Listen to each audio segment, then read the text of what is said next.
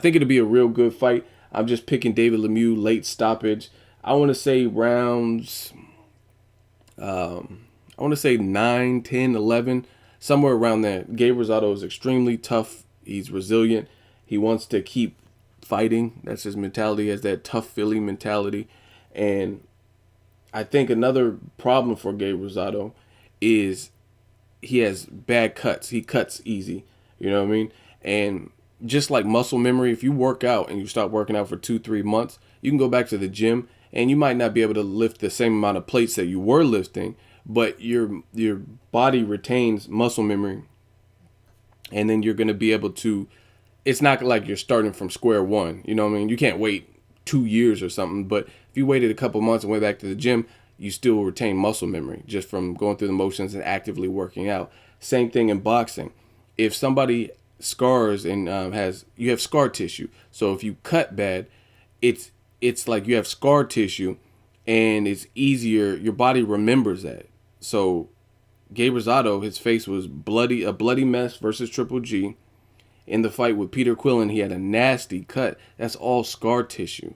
You know what I'm saying? And you're going in there with a relentless, vicious puncher who varies his attack. And one thing I think a punch to watch for, as far as David Lemieux is concerned, is his left hand. His left hand is fierce. You know what I'm saying? So I just think the fact that he cuts easy, he has more to lose, doesn't have much information on David Lemieux as much as like a Jay Leon Love or Peter Quillen. I just think David Lemieux's a bit fresher, and he's a little bit more of an enigma. He has more mystique to him.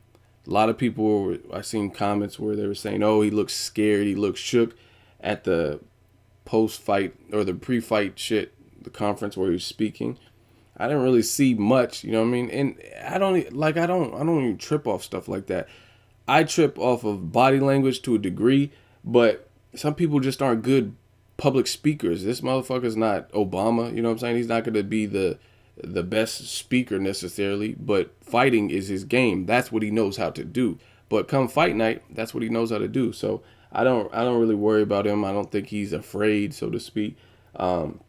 We'll see. We'll see if Gabe Rosado can prove me wrong. That is my official fight prediction. I'm looking for a war. It's going to be real scrappy, possibly dirty at times, and that's what I'm looking for. But I do see David Lemieux winning this, and I don't really see it going the distance, so I will say late stoppage, and could be a cut stoppage. Gabe Rosado is very tough. I give him that. So I don't know if he can knock him out cold, but I see more or less a TKO. Let me know what you guys think. What up, Fight World? It's your boy Ego, and I'm back with some more boxing. Now, some of you guys hate when I do my post-fights and I tell you what I said in my prediction video, but fuck you.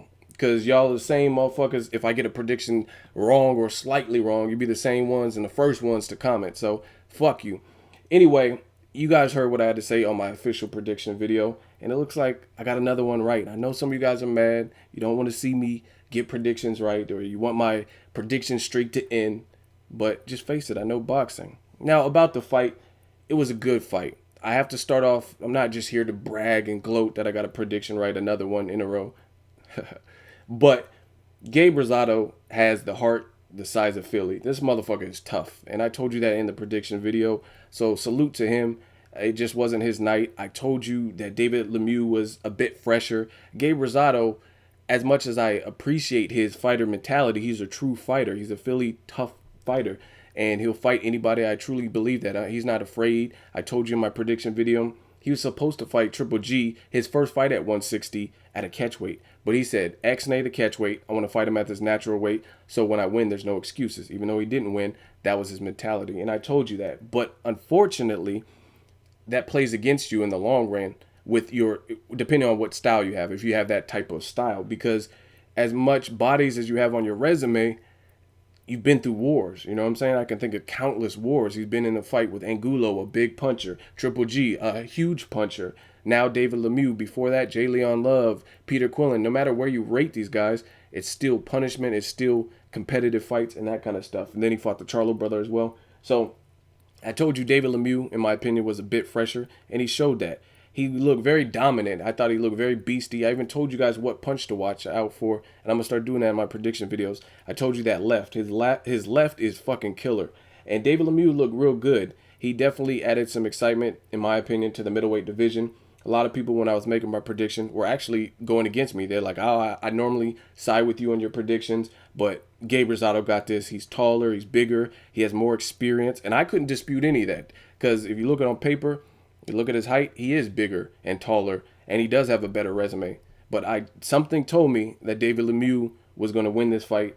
And some people are like, oh, you got a prediction right, it's not hard. I mean, this shit is really hard, because not only did I get it right, I'm saying TKO instead of KO, or, you know what I'm saying? Like, this shit is tough. It's not as easy, but I really try to give you guys good content and analyze fights and break down the variables. As much as I get called biased on a daily basis, I really look at it from a unbiased point of view, look at the person's strengths, weaknesses, and, you know what I mean, try to put it together when I give official predictions. That's why I don't like answering too many questions before I do my official predictions, just because I want some time to think about it. And, you know what I'm saying?